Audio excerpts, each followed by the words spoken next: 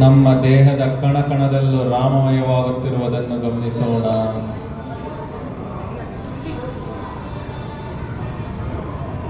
ದೇಹದ ಒಳಗೂ ರಾಮ, ದೇಹದ ಹೊರಗೂ ರಾಮ. ಈ ರಾಮಮಯವಾದ ವಾತಾವರಣದಲ್ಲಿ ನಾವೀಗ 108 ಹನುಮಾನ್ ನಮಸ್ಕಾರ ಮತ್ತು 108 ವಿಷ್ಣು ನಮಸ್ಕಾರವನ್ನು ಮಾಡೋಣ ಎಂದು ಸಂಕಲ್ಪ ಮಾಡೋಣ.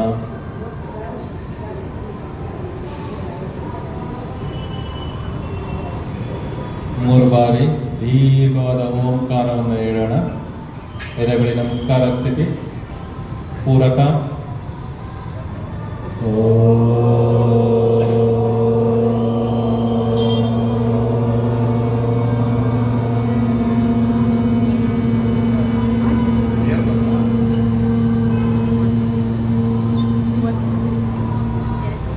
ಪೂರಕ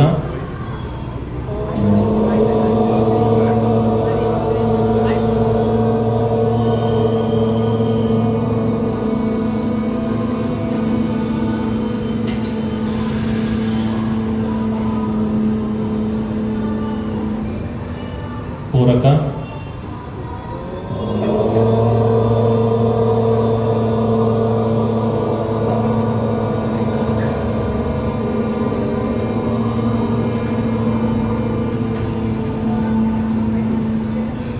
ಮಂತ್ರ ಸಹನಾ ಭವತು ಸಹನೌ ಭುನಕ್ತು ಸಹ ವೀರ್ಯಂ ಕರವಾವಹೈ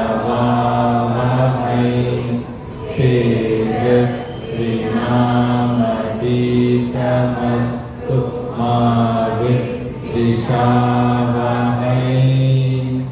ಓಂ ಶಾಂತಿ ಶಾಂತಿ ಶಾಂತಿ.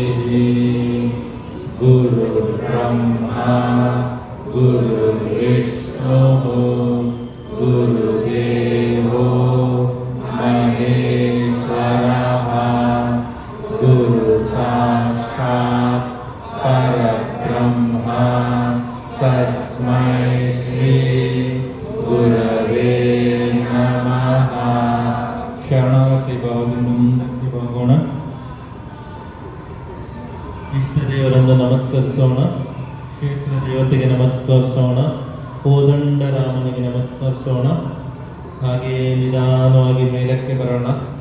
ಎರಡೂ ಹಸ್ತಗಳನ್ನು ಮೃದುವಾಗಿ ಸ್ಪರ್ಶಿಸೋಣ. ಅಲ್ಲಿ ಬರುವ ಬಿಸಿ ಶಾಖವನ್ನು ಕಣ್ಣಿನ ಮೇಲಿಟ್ಟು ಕಣ್ಣನ್ನು ಮೃದುವಾಗಿ ತೆರೆಯೋಣ. ಅಜ್ಞಾನದ ಅಂಧಕಾರದಲ್ಲಿರುವ ಈ ನಮ್ಮ ಜೀವನದಲ್ಲಿ ಜ್ಞಾನದ ಜ್ಯೋತಿಯನ್ನು ನೋಡುವ ಪ್ರಯತ್ನ ಮಾಡೋಣ. ಎರಡೂ ಹಸ್ತಗಳನ್ನು ಮುಂದಕ್ಕೆ ತರೋಣ. ಮತ್ತೊಮ್ಮೆ ಸ್ಪರ್ಶಿಸೋಣ. ಆ ಬಿಸಿ ಶಾಖವನ್ನು ಇಡೀ ದೇಹಕ್ಕೆ ಪಸರಿಸೋಣ. ಹರಿ ಓಂ. ಮೊದಲಿಗೆ ಹನುಮಾನ್ ನಮಸ್ಕಾರ.